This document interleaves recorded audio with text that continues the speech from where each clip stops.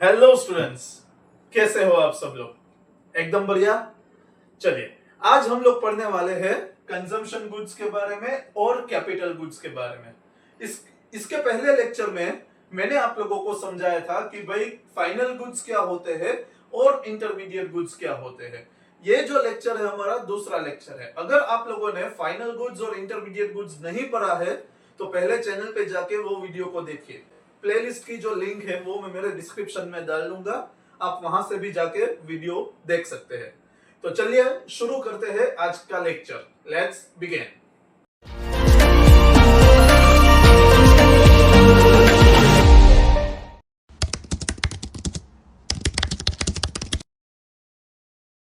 तो बच्चों, हम जो आज पढ़ने वाले हैं that is about the consumption goods और दूसरा क्या है, कैपिटल गुड्स। कंजम्पशन गुड्स क्या होते हैं? The goods which are being consumed for the direct satisfaction. क्या होगा? Goods which are consumed for direct satisfaction of the wants, satisfaction of the wants are known as consumption goods। एकदम ही simple meaning है बच्चों इसका। क्या meaning है कि goods which are consumed for the direct satisfaction of the wants, मतलब कि ऐसे goods जो हमारी नीड्स को डायरेक्टली सेटिस्फाई करे। जैसे कि हमें भूख लगी है, हमने खाना खा लिया, तो वो क्या है? कंजम्पशन गुड्स है। उससे क्या हुआ? हमारी जो हंगर की जो नीड थी वो सेटिस्फाई हो गई। ठीक है बच्चों, तो कंजम्पशन गुड्स का ये सिंपल मीनिंग है। क्या मीनिंग है भाई? Goods which are consumed for direct satisfaction of the human wants, उसको हम लोग कहते हैं कंजम्पशन गुड्स। तो चलो सर, मीनिंग तो हमारा क्लियर हो गया। अभी हम ये समझते हैं कि कंजम्पशन गुड्स कितने टाइप के होते हैं। कितने टाइप के हमारे कंजम्पशन गुड्स होते हैं।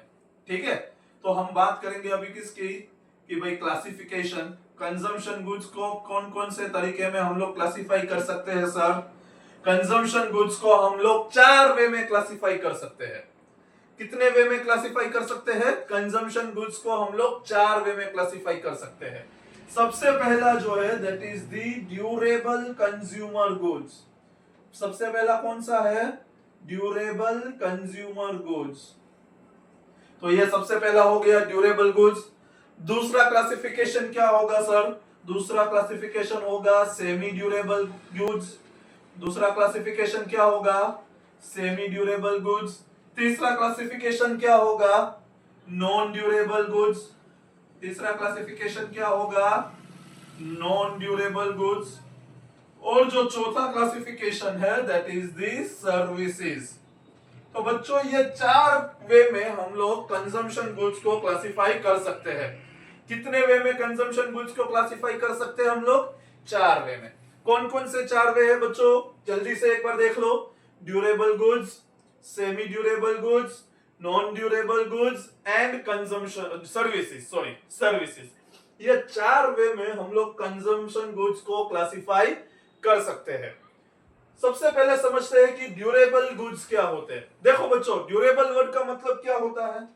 ये वर्ड है ना हमारा यहाँ पे ड्यूरेबल, मतलब कि ऐसे गुड्स जो काफी सालों तक चले, ऐसे गुड्स जिसको हम मल्टीपल टाइम्स कंज्यूम कर सके, जिसको हम लंबे समय तक कंज्यूम कर सके, ऐसे गुड्स को हम लोग क्या कहते हैं? ड्यूरेबल गुड्स कहते हैं। तो समझते हैं इसको हम डिफाइन कैसे करेंगे ड्यूरेबल गुड्स को। So those goods which can be consumed for several years। क्या कीवर्ड आपको यहां पे ध्यान में रखना है बच्चों? goods which can be consumed for several years। consumed for several years। ठीक है, मतलब कि ऐसे गुड्स जिसको हम कुछ साल तक कंज्यूम कर सके। जैसे एग्जांपल की बात करें तो जैसे हमारे घर पे एयर कंडीशन होता है तो वो क्या है? ड्यूरेबल गुड्स है। अगर हम टेलीविजन की बात करें तो वो क्या है? ड्यूरेबल गुड्स है। वॉशिंग मशीन की बात करें, ड्यूरेबल गुड्स है। रेफ्रिजरेटर जो है ड्यूरेबल गुड्स है। तो ये सारी चीजें क्या हो गई बच्चों, हमारा ड्यूरेबल गुड्स। क्या होता है, हम उसको सेवरल इयर्स तक कंज्यूम कर सकते हैं, है ना। We can consume it for several years. और बच्चों अब देखो मैंने कौन कौन से एग्जांपल लिए अभी। हमने एग्जांपल लिया कौन सा, हमने एग्जांपल लिया एसी का, हमने एग्जांपल लिया टीवी का, ठीक है, हमने एसी का एग्जांपल लिया, हमने टीवी का एग्जांपल लिया, ये सारे एग्जांपल हमने लिए, ठीक है। तो ये अब देखो ये सारी गुड्स, ये सारे जो गुड्स है उसकी वैल्यू भी कैसी होगी, रिलेटिवली हायर वैल्यू होगी, मतलब महंगे होंगे ये सारे गुड्स। जैसे हम कार की बात करें, बाइक्स की बात करें, स्कूटर्स की बात करें, तो ये सारी वैल्यूज भी उसकी बहुत ज्यादा है, ठीक है। तो ऐसे गुड्स को हम लोग क्या कहेंगे, ड्यूरेबल गुड्स कहेंगे। समझ में आ गया ड्यूरेबल गुड्स क्या है। अब हम बात करते हैं सेमी ड्यूरेबल गुड्स की। सेमी ड्यूरेबल गुड्स किसको कहेंगे, ऐसे गुड्स, देखो वर्ड क्या है यहाँ पे, वर्ड क्या है, सेमी ड्यूरेबल। वर्ड क्या है हमारा यहाँ पे, सेमी ड्यूरेबल है। तो सेमी ड्यूरेबल वर्ड का मतलब क्या होता है बच्चों, कि ऐसे गुड्स जिसको हम लोग एक साल या तो एक साल से स्लाइटली मोर हम यूज कर सके। ऐसे गुड्स जिसको हम एक साल या तो एक साल से थोड़ा ज्यादा हम उसको कंज्यूम कर सकते हैं। Goods which can be consumed for a period of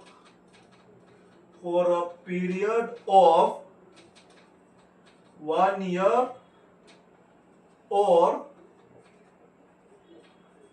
slightly more. The goods which can be consumed for a period of 1 year or slightly more. देखो यहाँ पे for a period of 1 year, यहाँ पे क्या है, it can be consumed for several years.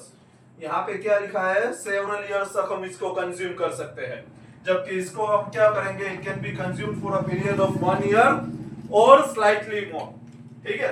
एक साल या तो एक साल से थोड़ा ज्यादा हम उसको कंज्यूम कर सकते हैं, एक साल या तो एक साल से ज्यादा हम उसको कंज्यूम कर सकते हैं। ऐसे गुड्स को हम लोग क्या कहेंगे, ऐसे गुड्स को हम लोग क्या कहेंगे, सेमी ड्यूरेबल गुड्स कहेंगे, ठीक है बच्चों। इसके एग्जांपल्स की बात करें तो जो क्लोथ्स, जो कपड़े हम लोग पहनते हैं, तो वो क्या है, वो क्या है, सेमी ड्यूरेबल गुड्स है बच्चों, ठीक है, जिसको हम लोग कंज्यूम कर सकते हैं एक साल या तो एक साल से थोड़ा ज्यादा। कोई फर्नीचर जैसे चेयर्स हो गए, टेबल्स हो गए, which can be consume for a period of 1 year और स्लाइटली मोर, तो वो भी क्या हो जाएगा हमारे लिए, सेमी ड्यूरेबल हो जाएगा। ये दो क्लासिफिकेशन समझ में आ गए बच्चों। अभी हम लोग बात करेंगे नॉन ड्यूरेबल गुड्स के बारे में। बच्चों ये भी मैं आपको बता दूं, नॉन ड्यूरेबल, ठीक है, इसमें वर्ड क्या है, नॉन ड्यूरेबल, मतलब कि ऐसे गुड्स जिसको हमें सिंगल एक्ट ऑफ कंजम्पशन में कंज्यूम करना पड़े। ऐसे गुड्स जिसको हमें सिंगल एक्ट ऑफ कंजम्पशन में कंज्यूम करना हो, ऐसे गुड्स को हम लोग नॉन ड्यूरेबल। सो कंज्यूम्ड, ऐसे गुड्स क्या होंगे, consumed in a single act of consumption, consumed in a single act of consumption, ठीक है, मतलब एक ही बार में हमें वो गुड्स को कंज्यूम करना पड़ेगा, उसको हम रिपीटेडली यूज नहीं कर सकते, ठीक है। क्या हो गया बच्चों, रिपीटेडली यूज नहीं कर सकते, तो वो क्या है, नॉन ड्यूरेबल गुड्स है। अगर हम उसको रिपीटेडली यूज करें तो ड्यूरेबल गुड्स है। अगर हम उसको रिपीटेडली बट काफी कम टाइम के लिए रिपीटेडली यूज करें तो वो सेमी ड्यूरेबल हो गया।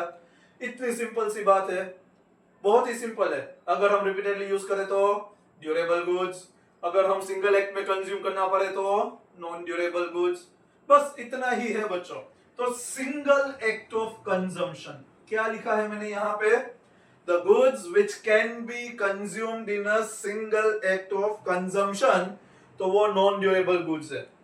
जैसे कि हम बात करें फूड्स की, वेजिटेबल्स की, रोटी की हम बात करें, उसको क्या आप एक ही रोटी को आप बार बार यूज कर सकते हो, नहीं, एक बार हमने खा लिया मतलब वो खत्म हो गया, उसको हम दोबारा कंज्यूम कर सकते हैं वही रोटी को, नहीं। दूसरी रोटी हमें कंज्यूम करनी है तो हमें नई रोटी परचेस करनी पड़ेगी, नई रोटी हमें लेनी पड़ेगी, ऐसा तो नहीं है ना। जबकि यहाँ पे क्या है कि अगर बाइक है हमारे पास, स्कूटर है, तो एक ही बाइक को हम बार बार कंज्यूम कर सकते हैं, बार बार यूज कर सकते हैं, इसीलिए वो ड्यूरेबल है। अगर हम मिल्क की बात करें, एक ग्लास हमने मिल्क पी लिया, तो क्या वापस से वही ग्लास हम पी सकते हैं? वही मिल्क हम वापस से पी सकते हैं? नहीं पी सकते बच्चों। तो यही चीज है बेसिक। आप अपना थोड़ा लॉजिक लगाओगे, आप लोगों को पता चल जाएगा। ये समझ में आ गया कि नॉन ड्यूरेबल गुड्स क्या होते हैं? The goods which can be consumed in a single act of consumption, that is the non durable goods. अभी हम लोग बात कर रहे हैं सर्विसेज। ये लास्ट टाइप है हमारा सर्विस। बेटा अभी मैं क्या प्रोवाइड कर रहा हूं आप लोगों को? सर्विस ही तो प्रोवाइड कर रहा हूं। अगर कोई टीचर आपको पढ़ा रहा है, जैसे कि भाई मोहित सर आपको पढ़ा रहे हैं, तो वो क्या है? सर्विस ही है।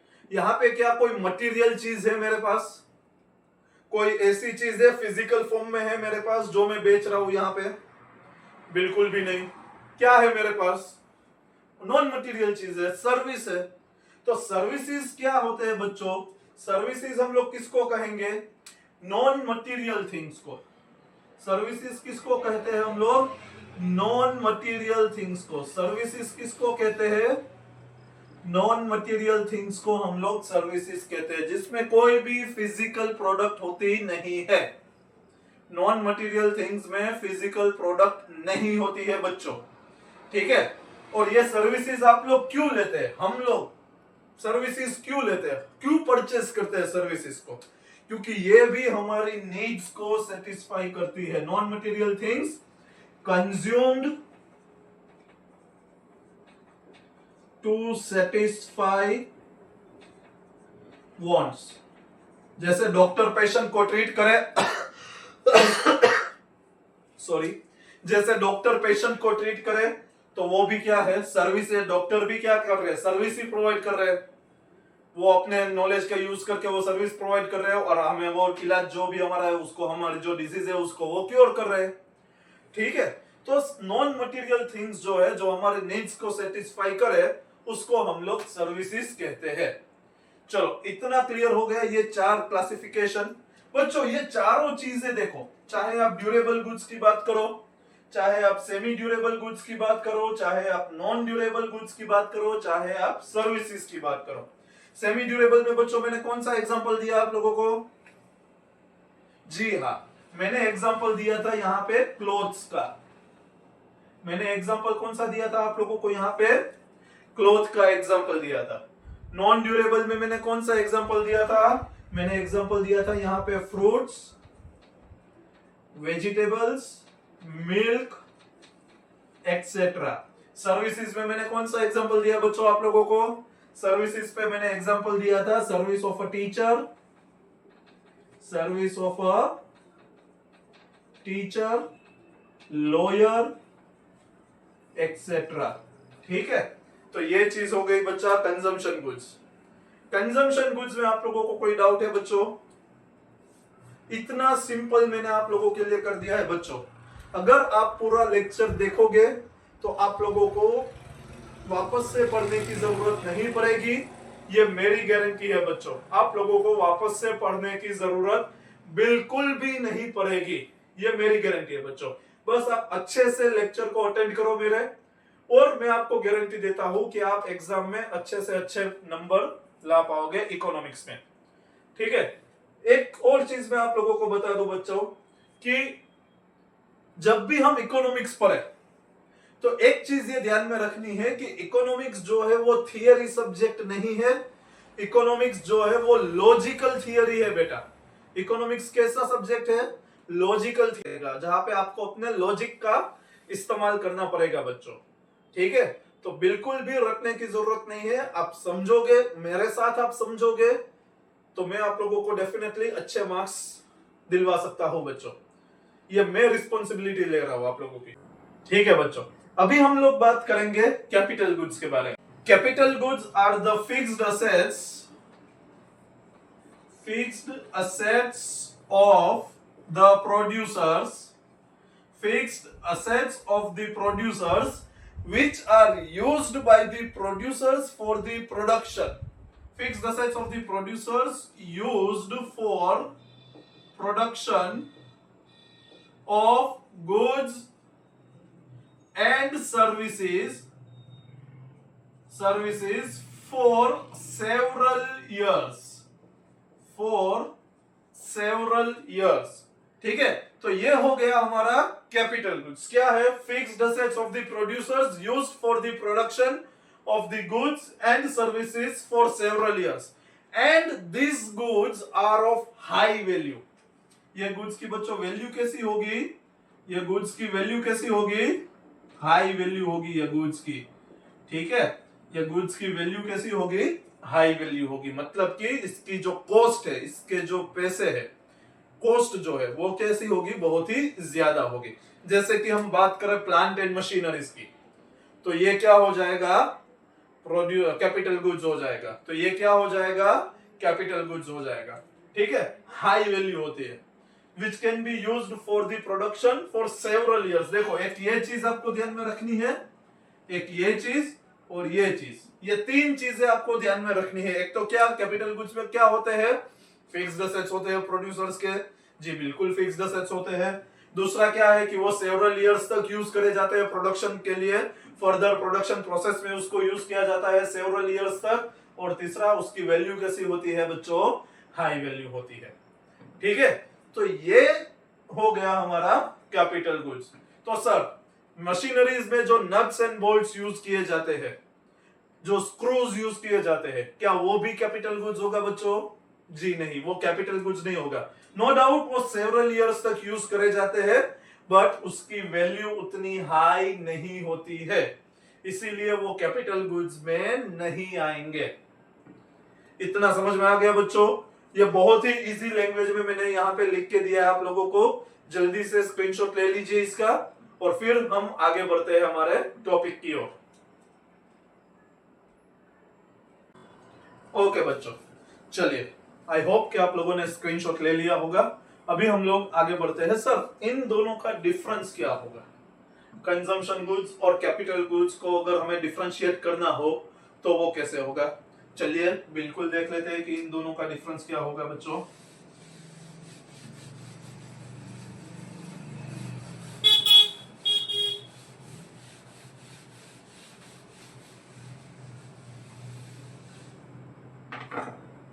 चलो, सबसे पहले अगर हम डिफरेंस की बात करें capital goods and consumption goods के लिए, तो ये तो इसका मीनिंग हो गया कि the goods which are consumed for the direct satisfaction of the humans, तो वो कंजम्पशन गुड्स है. And the fixed assets used by the producers for further production for several years, तो वो क्या हो गया बच्चों हमारे लिए? वो क्या हो गया? कैपिटल गुड्स का मीनिंग हो गया. ठीक है, तो जो कंजम्पशन गुड्स है वो हमारी नीड्स को डायरेक्टली सेटिस्फाई करता है. ये क्या करता है? डायरेक्ट सेटिस्फेक्शन प्रोवाइड करता है. कंजम्पशन गुड्स क्या करता है? It provides the direct satisfaction. क्या करेगा? डायरेक्ट सेटिस्फेक्शन हमें प्रोवाइड करता है. कौन? Consumption goods. जबकि कैपिटल गुड्स जो है वो हमें डायरेक्टली सेटिस्फाई नहीं करता है. कैपिटल गुड्स क्या करते हैं? It does not lead to the direct satisfaction. Do not lead to direct satisfaction. ठीक है, कंजम्पशन कैपिटल गुड्स जो है वो do not lead to the direct satisfaction. इतना, ये दो पॉइंट्स आपको समझ में आ गए बच्चों. अभी हम बात करें कंजम्पशन गुड्स की, तो ये क्या प्रमोट करते हैं? It promotes the welfare. ये क्या करते हैं? It promotes the human welfare और welfare in the society. Consumption goods क्या करते हैं बच्चों? वेलफेयर को प्रमोट करते हैं. कंजम्पशन गुड्स क्या करते हैं? वेलफेयर को प्रमोट करते हैं. तो सर, कैपिटल गुड्स क्या करते हैं? Capital goods are the backbone of GDP growth. Capital goods क्या है? Capital goods are the backbone of GDP growth. हमारा जो जीडीपी ग्रोथ होता है उसके लिए कैपिटल गुड्स सबसे इंपॉर्टेंट, सबसे बड़ा रोल प्ले करते हैं. कैपिटल गुड्स क्या करते हैं बच्चों? सबसे बड़ा रोल प्ले करते हैं हमारी जीडीपी के लिए. तो जीडीपी को अगर इंक्रीज करना है तो कैपिटल गुड्स चाहिए हमें. अगर कैपिटल गुड्स का प्रोडक्शन होगा तो ही हमारी जीडीपी इंक्रीज होगी. ठीक है, अगर हम, चलो इसके पहले लेक्चर में भी मैंने आप लोगों को बताया था कि अगर हम गुड्स को परचेस करें तो कोई ना कोई एक्सपेंडिचर होगा ही। तो कंजम्पशन गुड्स को अगर हम लोग परचेस करें तो जो एक्सपेंडिचर होगा उसको क्या कहेंगे हम लोग? कंजम्पशन एक्सपेंडिचर कहेंगे। क्या कहेंगे हम लोग? Consumption expenditure. Consumption goods purchase करने के लिए जो भी एक्सपेंडिचर्स होते हैं उसको हम लोग कंजम्पशन एक्सपेंडिचर कहते हैं, और कैपिटल गुड्स को परचेस करने के लिए जो भी एक्सपेंडिचर होगा उसको हम लोग इन्वेस्टमेंट एक्सपेंडिचर कहेंगे। उसको हम लोग क्या कहेंगे? इन्वेस्टमेंट एक्सपेंडिचर कहेंगे। तो बच्चों बिल्कुल भी घबराने की जरूरत नहीं है, जब तक मैं हूं आप लोगों के इकोनॉमिक्स में अच्छे मार्क्स आते ही रहेंगे। इसी के साथ आई होप कि आप लोगों को यह डिफरेंस भी समझ में आ गया होगा। ठीक है, इसका भी आप जल्दी से स्क्रीनशॉट ले लीजिए और मिलते हैं नेक्स्ट क्लास में। जय हिंद।